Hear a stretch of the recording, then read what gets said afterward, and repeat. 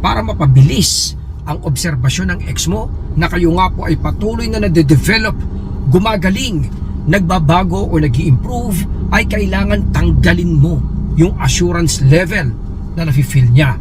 Ito mga kapatid yung parati ko sinasabi na parang safety net or bookshelf packeting na pakiramdam ng ex mo sa'yo na kung halimbawang kakailanganin ka niya ay isang kalabit ka lang. Pagka ito po ay nangyayari mga utol ay hindi nararamdaman ng ex mo na kayo nga po ay nade-develop. Bagkus, ang nafe-feel niya ay kayo po ay parang nandyan lang umaasa, naghihintay na parang estatwang hindi gumagalaw. Maaaring makikita niya na kayo nga po ay gradually nag-i-improve pero napakabagal nito mga utol. Kung gusto mong mapabilis ang obserbasyon or konklusyon ng ex mo na kayo nga po ay na-develop na, kailangan putulin mo mga utol yung pakiramdam niyang kontrolado ka pa niya. Yung emotionally parang alam niyang kayo nga po ay naghihintay. Emotionally alam niyang kayo nga po ay umaasa at mahal na mahal siya. Mga kapatid, walang masama doon. Alam naman po natin na hindi natin kayang itago yung feelings natin or sabihin na nga po natin yung attachment ninyong dalawa.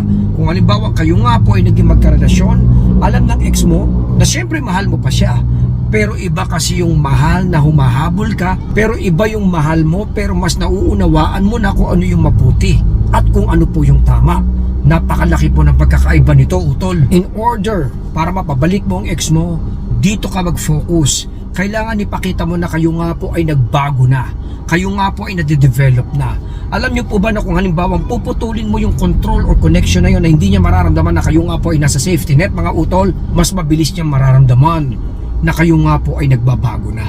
Kasi syempre iba yung imagination eh. Hindi mo kayang taluhin yon o hindi mo kayang pangunahan yon mga utol. Dahil napaka-powerful po nito. Kasi napakaraming advantage or benefits pagka na-feel ng ex mo na kayo nga po ay nagbabago. Mararamdaman niya na na-outgrow mo siya. Mararamdaman niya yung pagbabago mo. Mafe-feel niya kagad na something is happening na hindi niya alam mga utol.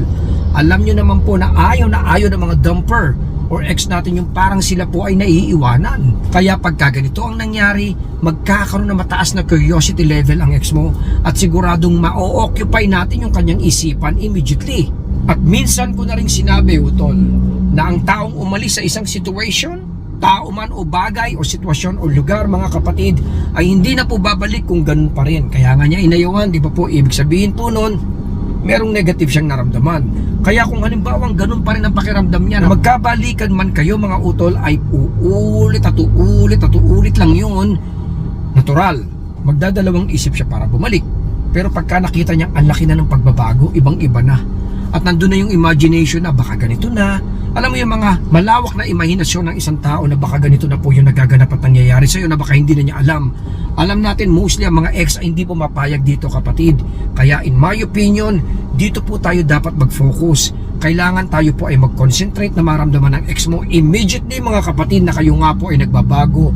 And effectively, ma-imagine niya na kayo nga po ay nagkakaroon na po ng mga positive or good things na nangyayari mga utol.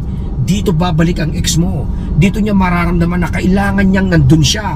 Lalong-lalo na kung halimbawang nararamdaman niya na kayo nga po ay nagsasucceed o nababalitaan nga po niya na something is happening na mga magaganda at positibo sa iyo mga utol. Alam niyo naman po na yung ex mo ang pinaka number one na ma-excite at ma-inspire dito. Why? Siya yung dating may karapatan sa iyo eh. Siya yung dating nandyan para sa iyo. Sa kanya mo dati inaala yung mga successful things na to. Kaya siguradong siya po ay ma-excite at ma-inspire kung halimbawang mararamdaman niya na kayo nga po ay patuloy na nagsasucceed.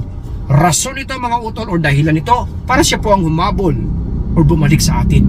Also, isa rin kasi sa pinaka-best na paraan para bumalik ang ex mo sa iyo is through inspiration.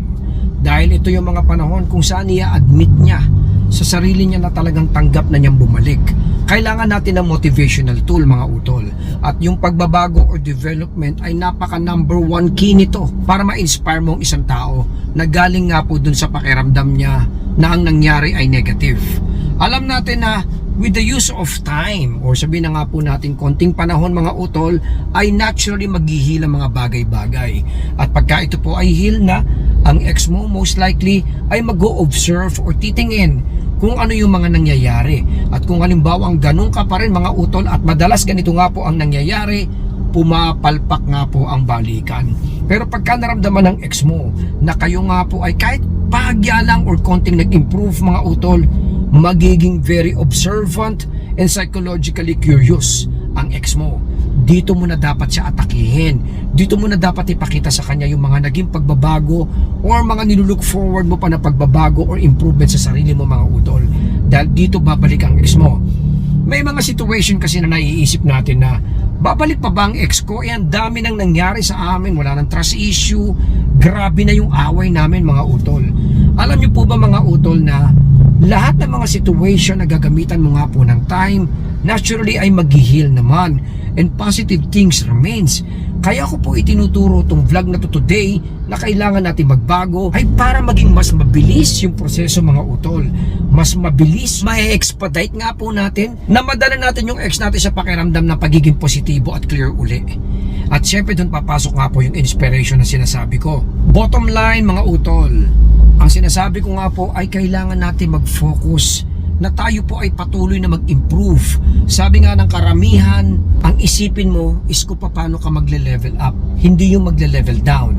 Katulad ng binanggit ko kanina sa quotes, pagka halimbawang kayo po ay nasa breakup and immediately ang naging motivation or mindset mo ay unahin ang sarili mo, 99% mga utol babalik ang ex mo. At ito po ay proven and tested na. Sa mga bago po dito sa ating channel na Papong TV, meron na po tayong mga previous video mga utol na magbaback up dito. Marami kayong matututunan kung halimbawang kayo nga po ay manunood ng mga previous video natin kasi connected po yan sa mga problemang relasyon or even nga po sa recovery ng isang relationship. Katulad for example kung paano ka magbabago. Katulad for example kung paano mo mabilis na paparamdam sa kanya yung realization, kung paano ka mag-i-improve, kung paano marirealize ng ex mo, kung paano siya magsisisi. Lahat yan mga utol ay tinuturo po natin dito sa Papong TV.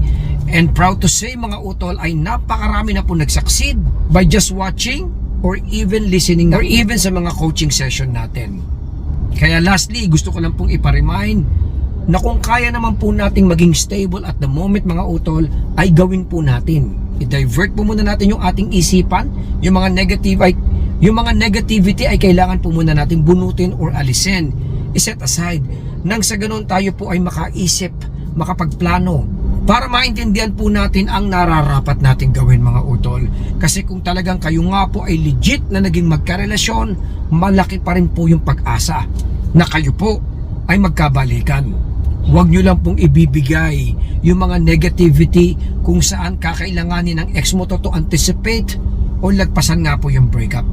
Kasi nasa iyo ang control mga utol. Meron kang kayang gawin. It's just na napipigilan ka lang kasi nga po kayo po ay nasasaktan at nahihirapan. Pero kaya mo.